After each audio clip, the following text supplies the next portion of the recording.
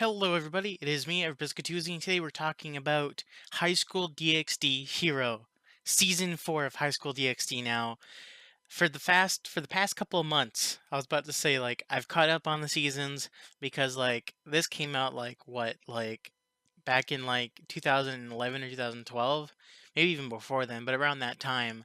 And I just thought that it was a stupid show, and I just watched it you know what I mean for why I watched it. And then recently I started to catch up on it, watched season 1, watched all the OVAs, watched season 2, watched all the OVAs, watched season 3, then I got finished watching the OVAs, then yesterday I watched High School DxD Hero episode 0 and episode 2, and they changed the art style. Now, to be honest, I wasn't really a fan of it when I first saw it, but it's kind of been growing on me. I really like the way it looks, but one thing that I noticed when I was when I was looking at this art style, they made everyone's assets look like twice the size because if you look at Azia's boobs from the first season to the third season, they're like barely there.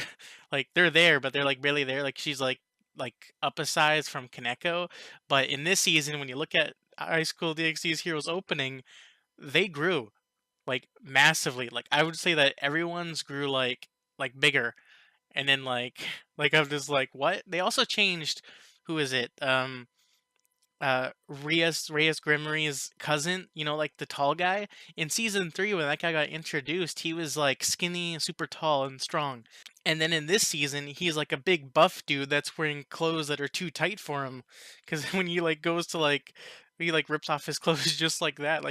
I don't know if that's how he's supposed to look, but I like the way that he looked in the third season. I especially liked his hairstyle, like how it was like pointing upwards.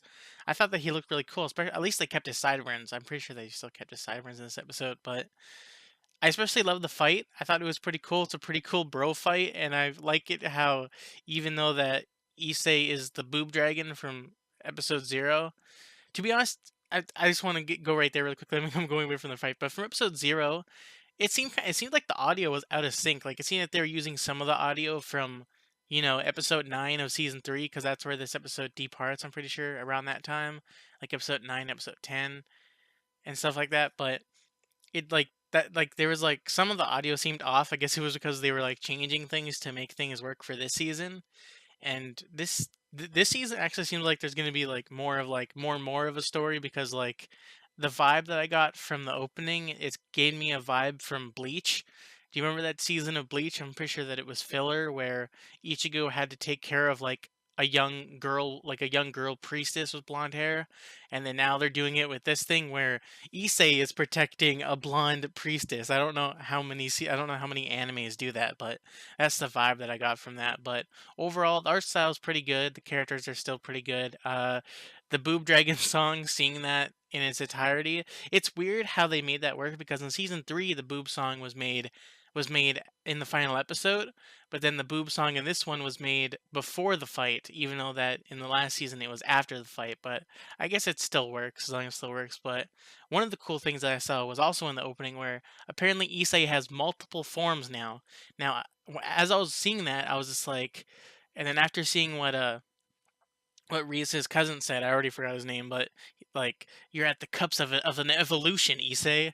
So I guess his evolution is having multiple forms, and then like I said a few seconds ago, does this mean that Valley, the White Dragon Emperor, does that mean that he also can have multiple forms? Because it would be cool if only Issei could do that. Because it would be funny seeing Valley's reaction. Valley possibly already knows this, but it would be funny if he was just like Issei, how are you going into multiple forms? Because there seems to be like two speed forms, I guess regular form, speed form, and ginormous form. Now I don't know if these are multiple people or if this is him having multiple forms, but it just seemed pretty cool. We got the lasers on his back like we got in the last season. I hope that I don't know if it's gonna be what's it, Rias's brother, the Demon King, Sir Zek. I just remember his name. So I don't know if Sir Zek is gonna give it to him again, or wait, was it actually Odin that gave him those blasters? I don't know if Odin's gonna do that again, or if it's gonna be automatically a part of him. Like maybe they might do like Issei's imagination and stuff like that. But the ending song. I talked about the opening song. The opening song is pretty good, but the ending song, this is old High School DxD because the first season's ending, I was just like, you were able to get away with that, like the first season's ending song, and then season 2 and season three's ending song. Like the first half of season 2, that ending song was just simple, but then they started going, full force with with the ending song in the later half of season 2, and then season three's ending song was okay. Same thing with the first half, with the first ending song for season 2. Season three's ending song was just okay, and then season four's ending song is just like, wow, you were able to get away with that. Like that ending song, especially that part with Xenovia.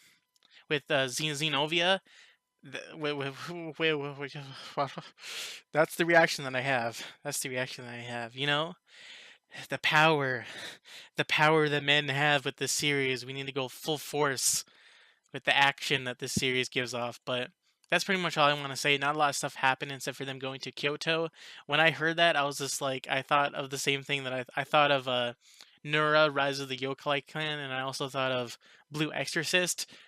Usually all of the major arcs happen in Kyoto. You need to go to Kyoto. So this for episode 0, even though there was a recap, is pretty good.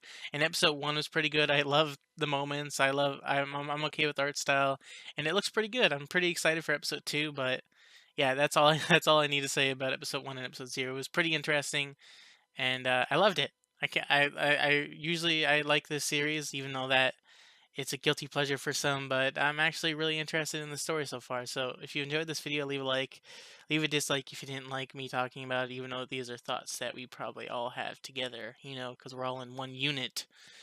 We're all Opie dragons. So yeah, see you guys in the next video, and bye. See you next week.